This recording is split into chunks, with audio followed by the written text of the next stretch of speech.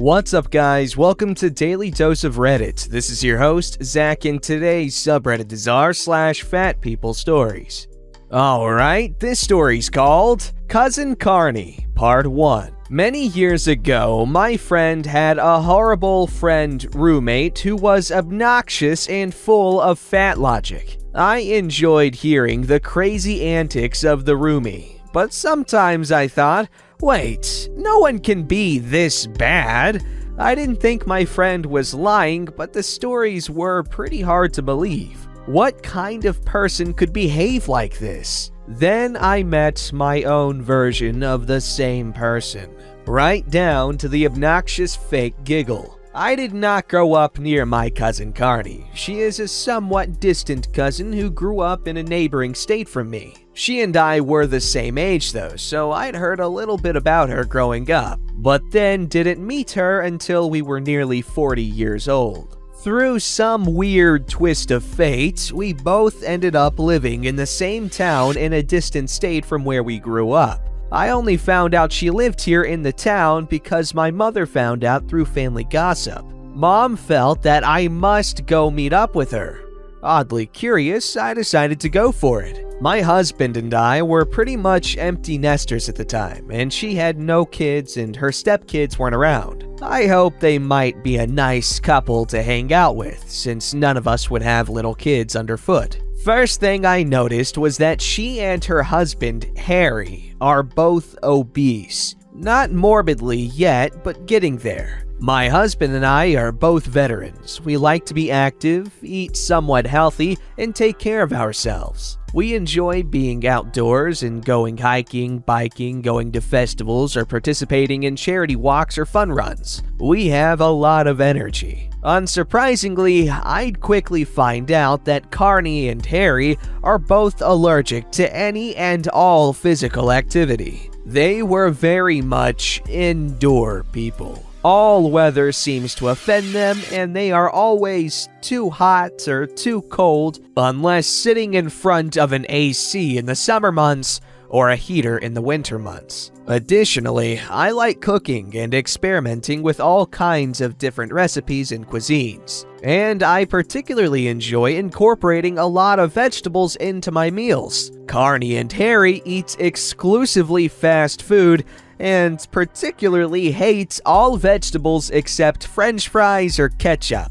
They were walking, talking stereotypes. Even here, I'm not sure you'd believe I'm not exaggerating about them. I have several stories about her, and I guess I'll start at the beginning and work my way up to some of the better stories. My first story about her is about what an amazing coworker she is. When I first met her, I was between jobs and looking for something in my career field. While talking to my newfound cousin, the topic of where I work came up, and I admitted that I wasn't working at the time. She said, "Oh, we have an opening where I work. I'll put a good word in for you." Which was nice, considering she barely knew me at the time, and I'm not sure I'd have vouched for a near stranger that quickly, cousin or not. Kearney told me she was a front desk worker at a hotel. That wasn't the exact kind of work I was looking for, but maybe it would tide me over until I found something else. It was a small, no-name hotel, but it was in a moderate part of town, so I decided I'd go check it out to see if it seemed safe and not skeezy. I don't want to sound too snobby, but I wasn't so desperate for work that I'd work at some sketchy place. What I found out was that it was a hotel on the decline, but it still had fairly reasonable clientele, a lot of business travelers due to having a good hot breakfast buffet, so I applied. The manager was also an extra large and kind of a negative, cranky older woman, but she hired me on the spot and said I could start the following week. My job was extremely easy, obnoxiously so. I babysat the desk from 3 to 11 p.m. 5 days a week. It wasn't terribly busy, mostly business travelers and occasionally groups in town for sports tournaments or conventions. But mostly I answered the phone now and then, I checked someone into a room now and then, and I took a reservation now and then. Occasionally, someone might ask me to bring extra towels or new batteries for the remote control to their room. Mostly, I read a book or watched free cable. There was even a chair to sit in behind the front desk because neither the manager nor Kearney felt they should have to stand for long periods of time. I don't know if this is typical of working at small hotels, but the owner didn't want to pay the housekeepers for more hours than he had to. So they left a lot of laundry for the desk clerks to do. Towels and bedspreads. The sheets were professionally laundered. I was told by the manager I didn't have to do all of it, that I could leave some of it for the overnight shift, just as long someone got it done by the morning. They didn't care who. The laundry wasn't difficult work, and it gave me something to do, so I didn't mind doing it. Kearney worked the overnight shift. She minded doing the laundry. A lot. She whined she wasn't strong enough to lift all the laundry in and out of the machines, that it was too difficult to twist and turn while loading and unloading the machines, and that she couldn't handle pushing the big rolling laundry baskets. If I left her anything, she'd sigh deeply on a good day and complain loudly on a bad one. She would grumble and dance around the subject, but basically, she tried to insinuate that laundry was the evening shift employee's job, and that I was only allowed to leave some for overnights if I absolutely couldn't finish it all. You know, she had to prepare breakfast in the mornings, after all. She shouldn't have to do everything. Her complaint seemed silly because it really was not that difficult to do laundry. Most of it was towels, for heaven's sake. I rarely even used those big rolling laundry baskets. She was just super lazy. Maybe if she'd ever said, Well, I have this old injury and I can't twist this way, I might have given her a pass.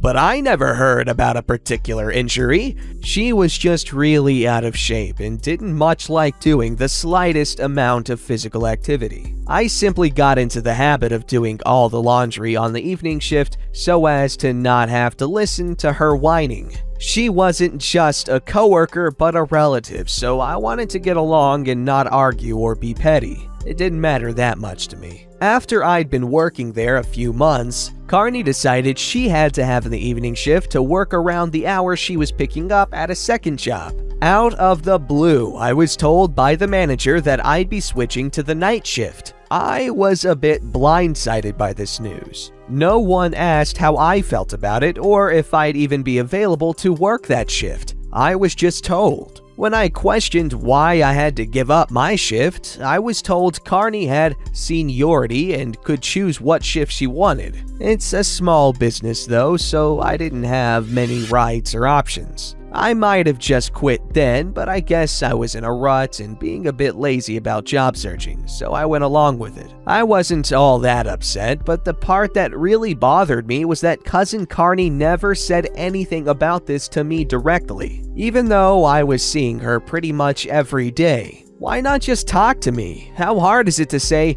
You know, I wanted to ask you something. I hope you aren't mad, but I took a second job and I kind of want to work evening shift now to work that out.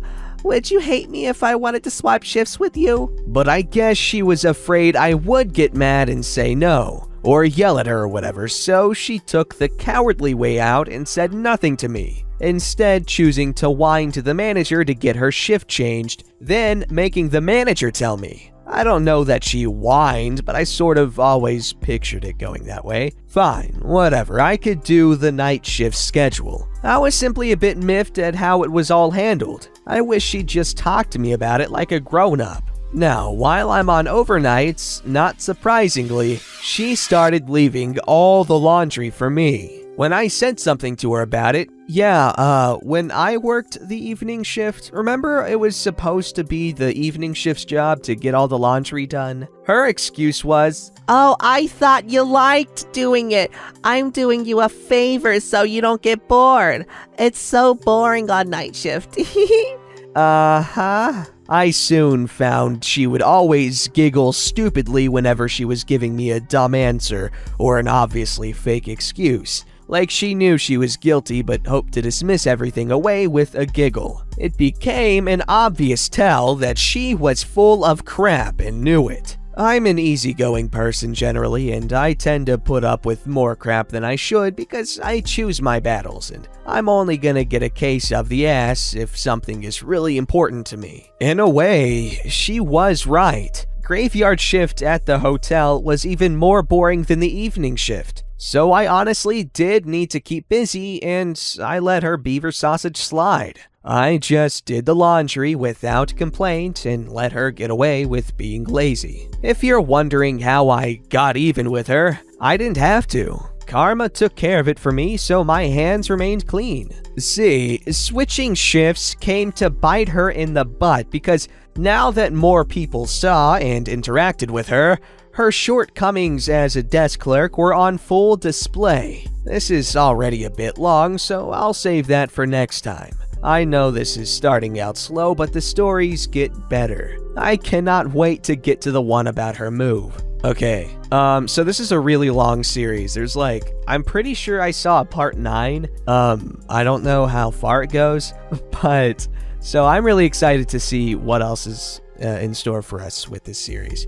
So yeah, I like this story. I appreciate the hotel experience being highlighted here because I've said it 30 million times, so I'm not going to say it again, but it's a nice touch, and I can confirm that a lot of the stuff said here was pretty true. Alright, this story's called EMS versus the Hams, Dragged Out of Retirement. Hello, my sweet darlings, I have returned. In case thou hadn't heard, there beeth a pandemic by the name of some beer. It's really thrown a wrench into my ideal lifestyle of working from home and only talking to my cats. I had been requested, nay, enlisted, nay, drafted into once again donning my many-pocketed EMT pants and accompanying boots. I received an email from my state, okay, it's Ohio, boo, Department of Health that was directed at all licensed EMS that weren't affiliated with any company and or hospital, requesting we volunteer our outstanding abilities to help out with the possible overload of patients during both the first wave and potential second wave. Okay, I'm done. Because I'm not a doctor and didn't take the oath to do no harm, I, maybe violently, tossed my phone into my garage and took a nap. Then I felt guilty, so I responded to say, "Yes, sir, Mr. Email Sender. I am ready and willing to help. Computer, please run regret.exe." I was tasked with retrieving people that had symptoms of COVID-19 from nursing homes and assisted living facilities and bringing them to the hospital for testing, as well as doing basic triage at the hospital so the magnificent nurses could catch a break for once in their lives. If you don't already know, the testing procedure includes shoving long-ass Q-tips up and into your schnoz plus adjacent sinus cavities. It is uncomfortable and can give you a wicked headache, but the internet testimonies exaggerate it to the point of ridiculousness. Guess who has internet access? Everyone I transported. One particularly irritating patient asked if it would touch their brain. I had to physically restrain myself from saying, yes, it would, if you had one. Who on earth would have been violently resisted to being tested? Excellent question. A staggering number of patients, but the shining star thus far was a ham with a laundry list of previous and current respiratory issues and had amazing cannula, delivering that sweet oxygen to her at all times. So the A1 Alpha Prime for someone at serious risk. Was I personally administering the tests? No. Did I receive a litany of insults regardless? Oh, yes. I had to use the bathroom before they hurt my delicate fifis, and or I was getting very annoyed, fussy, outraged. EMS people should be given tasers, but you didn't hear it from me. And this was all before aforementioned Ham received the test. When the testing person nurse came in, Ham went wild, flailing arms trying to batter anyone within reach, rocking the stretcher like a boat in the high seas, She hit a nurse with an uppercut and nearly made said nurse chop off a bit of her tongue as the nurse was talking when she lashed out. I was called in to subdue the patient. Due to my height and good looks, people in some semblance of authority tend to think I'm some big bad bouncer. They are wrong, and I cry a lot. But having transported violent people before, I knew how to get restraints on Ham post-haste. After a visit from no less than 5 different doctors, 4 out of 5 were likely psychologists, Ham acquiesced to being tested. I had gone on several runs in the meantime, and of course, arrived just in time to wheel the now COVID-19 positive Ham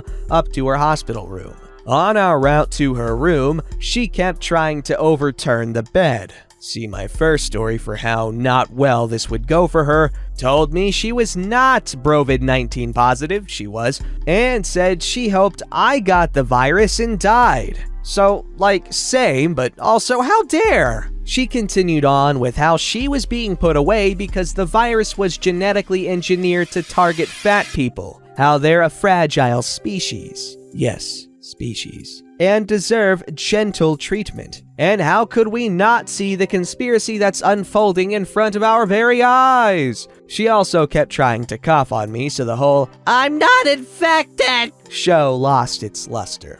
As we arrived at her room, she spat out some further egregious bullcrap and asked me how much I was being paid to feed her lies. I told her I wasn't being paid to feed her anything, not that she needs it, and I'm volunteering for free because that's what people who work in healthcare freaking do! She scoffed at that, and I hit my limit. I told her how my great aunt died from the virus, that she was neither morbidly obese nor had any pre-existing conditions, let alone having to receive oxygen 24/7 via nasal cannula. You know what I'm saying. She started rocking her bed again with an evil smile. I simply walked out. I still volunteer, but at a nearby non-affiliated hospital, and only as transport.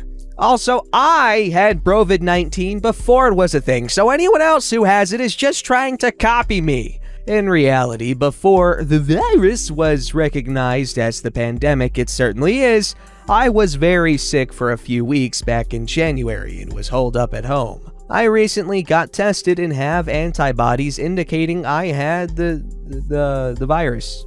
I'm sorry, I keep getting confused on whether or not I can actually say virus. But wow, man, I wonder how many people you gave it to. You plague rat, god dang it, man. Look what you did. Look what you did. This is all your fault. And now, because of you, I can't go on sushi dates with girls. I mean, I can, but not quite the way I want to. Alright, this story's called Surreal Breakfast Experience. Or, I guess I should say, Cereal Breakfast Experience.